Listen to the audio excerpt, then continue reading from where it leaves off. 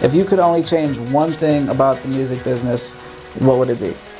Oh my God, one thing, and when it would change, I promise this would change the game forever. Actually have orientations for being anything you want to be in the music industry.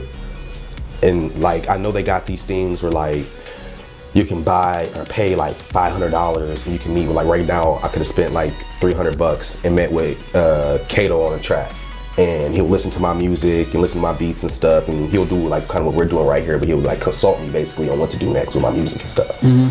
Instead of having that, because then you got to know about those things, you know what I'm saying? And then where are you going to find those mediums? And yes, we got the internet, but most of the people like I know in Cleveland, my clients aren't somebody with a fucking MacBook. Right. Some of them got to travel all the way downtown to go to the library just to use some internet.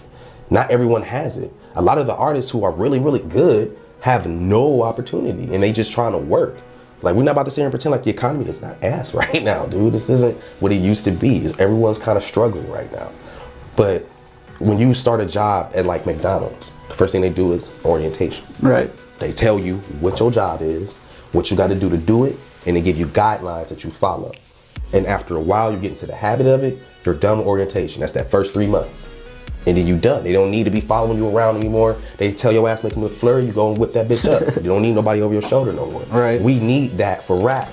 Because rap, and everyone's still treating rap and this music, period, like it's just a hobby that you can blow up off of. And it's not. This is a career. Right. There's, like I be telling people, man, there are like thousands, hundreds of thousands of artists who you've never even heard of, who got like 500,000 fucking followers on Instagram, if that matters to you. And you ain't never heard of this dude. He pay his bills off his music alone.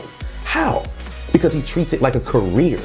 He may not be the most famous person, but he gets up at 8 o'clock in the morning, like Johnny get up and go to the bus stop so he can get to the office. He get up, get in his car, and he go to the studio. He drop at least 4 tracks worth of vocals for his engineer to work with. If you're a producer, he produced. I used to say in all my raps, I gotta make a beat before I eat. I don't eat unless I make a beat. I got to work. You get up and you treat this like a job. From 8 o'clock in the morning till 8 o'clock at night, you do music. So they promoting all day, they freaking dropping tracks, they getting more beats in so they can have more music, they keep the music consistently going. They're networking with people, they're on live all day. Everything they do is on a live, so they're talking to their fans all day. They're getting that traction all day. They're getting paid off of their Spotifys and everything because their fans like their music. They love them. They're consistent with it, and they make good quality shit because they work on their craft every damn day. It's possible. You can do it. You ain't gotta be the most famous person to make money doing this. Just treat it like a career. And we could all be making really great music and profiting from this. But no, instead, all the great artists gotta struggle, and even some of the bad artists, we all gotta struggle, and it's all about who knows who and who got the money. Like the old boy who run QC said, if you want your song to be a #1 hit, it's only gonna cost you $200,000. Think about what that means. It's not just that if you got $200,000, it means if you got $200,000 to spend, you can get the right connections, right. You can make the right moves, you can do the right things, and you will have yourself a #1 hit. Like, how are you gonna get that if you're not consistently working every day? Right. The dude who said, I can't remember what his name is, but the guy who said that, he don't just be kicking it, just be like, I'm gonna go to the studio after payday.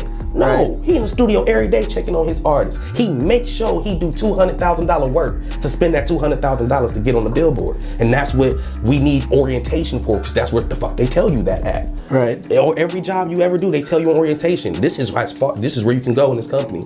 Because they want to keep you. They'd be like, look, this is what you got to do. Here is where you're going to go. And if you keep all this up, at the end of the road, you could be management. You know what I'm saying? 401ks, free McDoubles.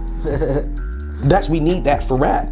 I'm in agreement with you, but how do you put that in place? Is that up to the individual studio? Is that just before you could upload to Spotify, you got to watch this course? How do you put something like that in place?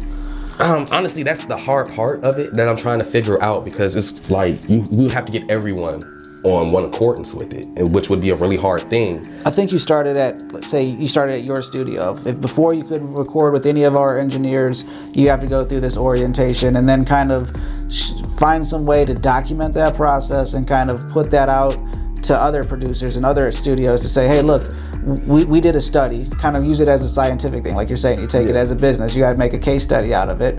Say, from this date to this date, we had a big thing for you is people that kind of just fall out and, they make the deposit or don't show up. So if 15 people didn't show up and then you got an orientation in place and then you notice, hey, we only got 5 cancellations where we used to have 15. Kind of, if you could show that and then take that to other studios to be like, look, this is what we're putting into place, or take that and keep it in-house and kind of make that into kind of a franchise of studios of, look, this, we run this like it's fucking McDonald's.